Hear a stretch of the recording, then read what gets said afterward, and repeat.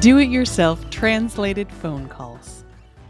First, open up a tab with Google Translate at translate.google.com. Then, select the language of the person you're trying to reach. Make sure that the computer volume is turned up so that you can hear the person you're calling and they can hear the Google translated speech. Type in the message you want to tell the person on the phone. After that, open up a second tab with Google Meet at meet.google.com. Click New Meeting, then Start an Instant Meeting. Click on the people icon on the bottom right. Then click on Add People. Click on the Call tab and enter the phone number of the person you're calling.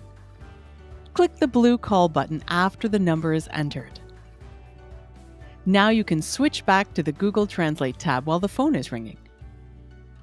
Once the person picks up the phone, you can use Google Translate to chat. Click on the speaker button to play the translated words for the other person to hear. María ha estado vomitando en la escuela. ¿Puedes venir a la escuela ahora? Ella necesita irse a casa. Then, click on the Swap Languages arrow button and the microphone so that Google can translate what the person on the phone is saying to you. Sí, ya voy. Keep switching back and forth between the languages until your conversation is finished. Some tips. Have some key messages pre-typed on a separate doc if needed, or use English voice-to-text translation if you need to quickly say something that you did not have planned.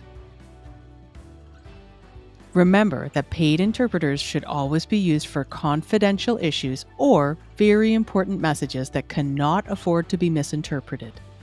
Reserve free translation tools for short, quick messages and informal updates about classroom or school events. Thank you for helping to ensure that all of our families have equitable and timely access to important information from school.